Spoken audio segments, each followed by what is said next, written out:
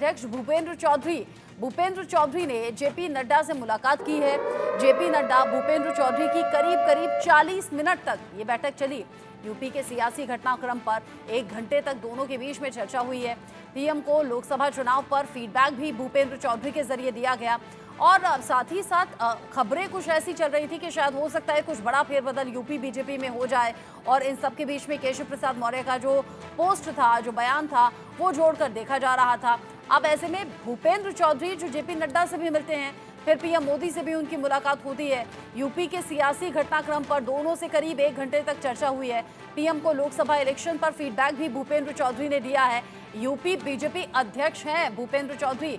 माना यह जा रहा था कि हो सकता है यहाँ कुछ फेरबदल हो, लेकिन इस मुलाकात के बाद ये मैसेज साफ हो गया, भूपेंद्र चौधरी अपने पद पर बने रहेंगे। लेकिन हाँ, केशव प्रसाद मौर्य से नहीं मिलना पीएम का और अमित शाह का, ये एक बड़ा इंडिकेशन है। संजय शर्मा दिल्ली से इस खबर को लेकर ज्यादा अपडेट के साथ जुड़ गए हैं मेरे साथ में, और लखनऊ से अभिषेक सिंह मेरे साथ में जुड़े हुए हैं। अब सबसे पहले अभिषेक, मैं आपका रुख कर रही हूँ। केशव प्रसाद मौर्य दिल्ली में ठहरे, 48 घंटे में 2 बार जेपी नड्डा से मुलाकात हुई। पीएम से, गृह मंत्री अमित शाह से मिलना चाहते थे, लेकिन वहां मिलने का समय नहीं दिया गया। लेकिन ठीक उसके उलट भूपेंद्र चौधरी दोनों से मिले हैं, चाहे वो जेपी नड्डा हो या अमित शाह हो या फिर पीएम मोदी हो। इस मुलाकात का मतलब क्या है कि भूपेंद्र चौधरी से मिली है, केशव प्रसाद मौर्य को वक्त नहीं दिया गया? बिल्कुल, इस बात का मतलब सीधे से सियासी मायने तो सीधे तौर पर आए कि केशव प्रसाद मौर्य जिस गतिरोध को पैदा करने की कोशिश कर रहे थे, संगठन और आलाकमान नहीं चाहता कि केशव मौर्य इस तरह से हदें पार करे। ये पहला मौका नहीं था जब केशव मौर्य इस तरह से दिल्ली की दौड़ लगाते नजर आए। इससे पहले विधानसभा चुनाव के नतीजों से पहले भी, यानी इससे पहले यूपी में टेन्योर के दौरान भी केशव मौर्य की छटपटाहट कुछ ऐसे ही देखने को मिली। सबसे बड़ी बात यह है कि शुरुआती दौर से ही जब केशव मौर्य 2014 में प्रदेश अध्यक्ष हुआ करते थे और तब प्रचंड बहुमत की सरकार केंद्र बनती है, उत्तर प्रदेश में जब सरकार आती है, तो उसका सेहरा केशव मौर्य अपने सर पर बंधवाना चाहते थे।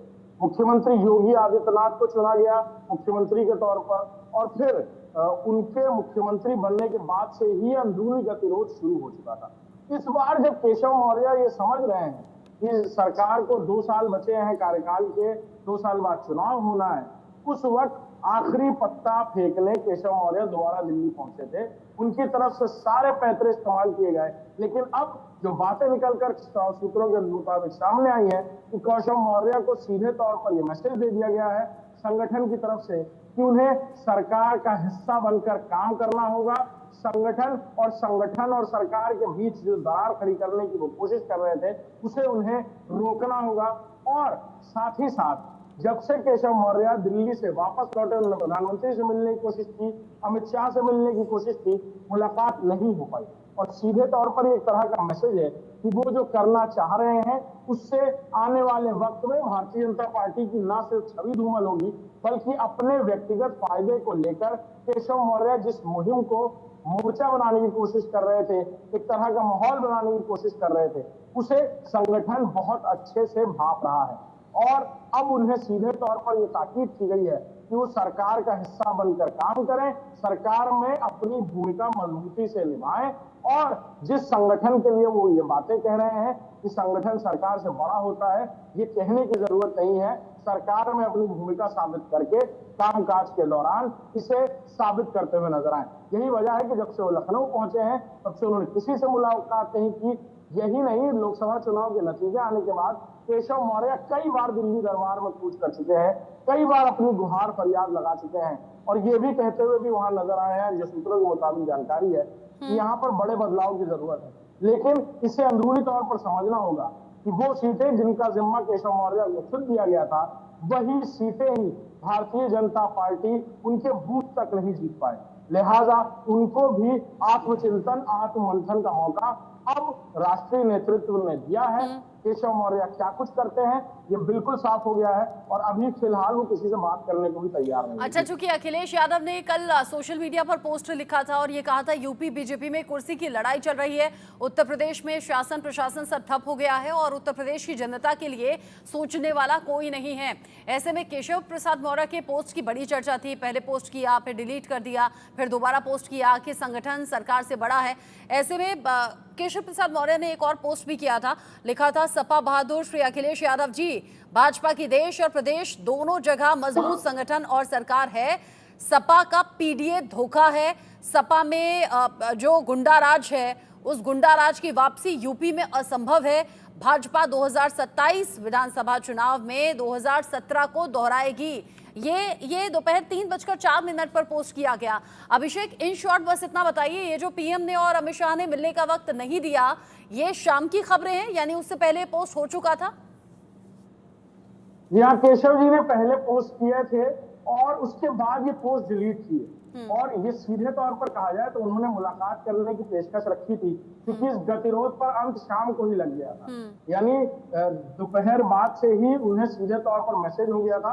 और उसके बाद केशव जी को बिल्कुल समझ में आया होगा कि उन्हें मिलकर अपनी बात भी। लेकिन केशव प्रसाद मौर्य के पोस्ट का असर विपक्ष पर कैसे हुआ और विपक्ष ने कैसे उस मुद्दे को भुनाने की कोशिश की, वो अखिलेश यादव के पोस्ट में हमने देख लिया, जिसमें उन्होंने कहा कि कुर्सी की लड़ाई यहां पर चल रही है, यूपी की जनता के बारे में कोई सोचने वाला है नहीं। गलती का एहसास शायद केशव प्रसाद मौर्य को हुआ और फिर वक्त रहते करीब 3 बजे उन्होंने पोस्ट कर दिया, जिसमें वो अखिलेश यादव पर निशाना साधते हुए और ये बताते हुए कि बीजेपी मजबूत स्थिति में थी, है और रहेगी, ये दावा उन्होंने इस पोस्ट में कर दिया। संजय शर्मा का रुख कर लेती हूँ। संजय, दिल्ली से सीधा मैसेज यूपी बीजेपी को ये दिया गया है कि केशव प्रसाद मौर्य जो तेवर दिखा रहे हैं वो तेवर किसी काम नहीं आएंगे, भूपेंद्र चौधरी अपने पद पर बने रहेंगे और यूपी में कोई कुर्सी की लड़ाई यहां नहीं चलने वाली है। देखिए, दिल्ली का संदेश सीधा साफ संदेश है उनका कि इस तरह की अनुशासनहीनता या इस तरह के बयानबाजी की राजनीति दिल्ली पसंद नहीं करती, बीजेपी की परिपाटी नहीं रही है। बीजेपी ने, हमने देखा पूर्व में भी कल्याण सिंह जैसे वरिष्ठ नेता को बाहर कर दिया था, उमा भारती को बाहर कर दिया था पार्टी ने, और कहीं ना कहीं लालकृष्ण आडवाणी जैसे बड़े नेता को भी एक बार सबक सिखाया था बीजेपी ने। तो जब बीजेपी ने अपने किसी भी बड़े नेता को नहीं बख्शता, तो ये तो केशव प्रसाद मौर्य हैं, तो केशव प्रसाद मौर्य को भी बीजेपी नहीं बख्शने वाली। उनको साफ टोटुक संदेश दे दिया गया, अपने बयानबाजी से बाहर जाएं, इस तरह की बयानबाजी न करें जिससे बीजेपी या सरकार को नुकसान पहुंचे। अगर ऐसा होता है तो फिर बीजेपी का केंद्रीय नेतृत्व, राष्ट्रीय नेतृत्व उनके खिलाफ कार्रवाई पर भी विचार कर सकता है, क्योंकि बीजेपी में किसी को भी अनुशासनहीनता या अनुशासन तोड़ने की इजाजत नहीं दी जा सकती। साथ ही साथ आपने देखा होगा केशव प्रसाद मौर्य दिल्ली से जाकर के लखनऊ गए हैं, वहां पर चुपचाप बैठे हैं, कोई बयान उनका सामने नहीं आ रहा, ना कोई पोस्ट कर रहे हैं वो, ना मीडिया से मिल रहे हैं, ना मीडिया से कोई बातचीत कर रहे हैं, ना किसी नेता से मिलना जुलना हो रहा है उनका। क्योंकि दिल्ली का उनको संदेश मिल चुका है, उनकी बातों को पसंद नहीं किया गया है। चाहे हम उत्तर प्रदेश के मुख्यमंत्री मिला और ये जो पोस्ट मैंने अभी पढ़कर बताया, जिसमें अखिलेश यादव को जवाब देते हुए केशव प्रसाद मौर्य नजर आ रहे हैं, उसके कमेंट्स में भी कुछ इसी तरह की जो टिप्पणी है वो की गई हैं। लोग अब अलग अलग तरीके से बातें लिख रहे हैं, कह रहे हैं दिल्ली में जो डांट पड़ी है उसका असर ये है कि उन्होंने पोस्ट में विपक्ष को जवाब देने की कोशिश की है, लेकिन ठीक वैसे ही जब वापस लौटे हैं तो किसी से बात नहीं कर रहे, मीडिया में कोई बयान नहीं दे रहे। ये सीधा भी एक मैसेज होता है।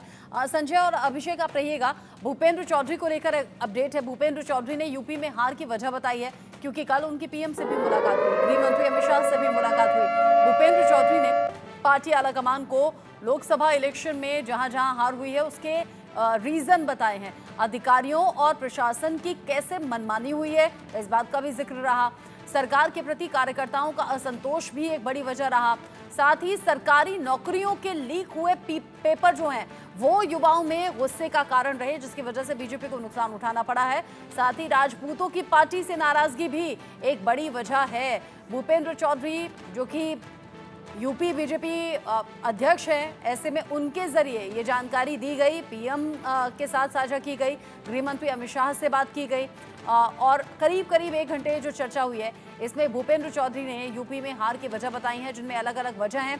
उन्होंने कहा है राजपूतों की जो पार्टी से नाराजगी है वो भारी पड़ गई, अधिकारियों और प्रशासन की मनमानी देखी गई, सरकार के प्रति कार्यकर्ताओं का असंतोष भी एक बड़ी वजह है।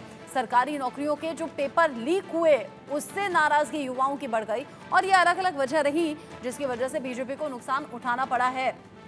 इन सभी नुकसानों के बावजूद और बड़ी हार के बावजूद अभिषेक, अगर भूपेंद्र चौधरी अपने पद पर बने हुए हैं और किसी भी तरह का कोई बदलाव नहीं हो रहा है, तो ये भी एक बड़ा मैसेज है, वो भी उस वक्त पर जब केशव प्रसाद मौर्य ने अग्रेसिव होने की कोशिश की। बिल्कुल, भारतीय जनता पार्टी बहुत सोच समझ कर निर्णय लेती है और शायद यही वजह है कि इन सटल निर्णयों की वजह से ही भारतीय जनता पार्टी इस तरह के नतीजे भी हासिल करती है। और शायद यही वजह है कि जल्दबाजी में कोई काम ना करते हुए एक एक बिंदु पर काम करते हुए भारतीय जनता पार्टी कोई बदलाव करती है। लिहाजा लोकसभा चुनाव के बाद कई दौर की समीक्षाएं हुई, दिल्ली में बैठक हुई, उत्तर प्रदेश में बैठक हुई, तमाम तरीके के कारण फैक्ट फाइंडिंग हुई और अब भूपेंद्र चौधरी की तरफ से जो बातें कही जा रही हैं वो जातिगत समीकरण, वो अलग अलग समीकरणों को लेकर बातें कही जा रही हैं। लेकिन फिलहाल केशव मौर्य के इस गतिरोध के चलते अभी फिलहाल किसी बदलाव को ना करना ही मुफीद समझा गया है और हो सकता है आने वाले दिनों में कुछ बदलाव देखने को मिले। लेकिन हाँ, ये साफ है कि फिलहाल उत्तर प्रदेश की सियासत में कुछ भी बदलने वाला नहीं। प्रदेश अध्यक्ष बने रहेंगे। केशव प्रसाद मौर्य को आखिरी हिदायत दे दी गई है और मुख्यमंत्री खुद एक्शन मोड में आकर काम करते हुए नजर आ रहे हैं और खासतौर पर जो अगली परीक्षा है उत्तर प्रदेश में उपचुनाव को लेकर, उसको लेकर खुद मुख्यमंत्री मैदान में उतरे। कल कैसे हमने देखा कि उन्होंने अपने कालिदास मार्ग जो सरकारी आवास है वहां पर सभी मंत्रियों को बुलाया, हर सीट पर 3-3 मंत्रियों की जिम्मेवारी तय की गई है। मुख्यमंत्री ग्राउंड रियलिटी को लेकर बात कर रहे थे कि जनता के बीच जाइए, जनता से बैठकर बात करिए, उनके सुख दुख को सुनिए, जनता के बीच बैठकर अपनी उपस्थिति दर्ज कराइए और ज्यादा से ज्यादा लोगों के काम करने की कोशिश करिए। यानी जनता दर्शन के अलावा भी आप खुद फील्ड में उतरकर काम करिए।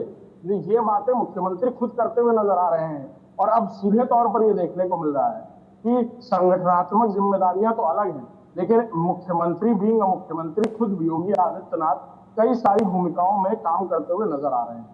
और इस उपचुनाव में सबसे अहम बात यह है कि कहीं ना कहीं ऐसा लग रहा है कि बागडोर अब सीधे तौर पर मुख्यमंत्री योगी आदित्यनाथ के हाथ में दे दी गई है। जब उत्तर प्रदेश के संगठनात्मक संरचना को लेकर सवाल हो रहे थे, जब उत्तर प्रदेश के संगठनात्मक संरचना में तब्दीलियों को लेकर सवाल हो रहे थे, तब मुख्यमंत्री सबसे मुफीद चेहरा राष्ट्रीय संगठन को लगे हैं, यानी आलाकमान को लगे हैं, जिनके हाथ में बागडोर फिलहाल दी गई है। और अभी फिलहाल जो जानकारियां मिल रही कि अभी फिलहाल कुछ नहीं बदलेगा, उपचुनाव के बाद भले ही कोई बदलाव देखने को मिले उत्तर प्रदेश में।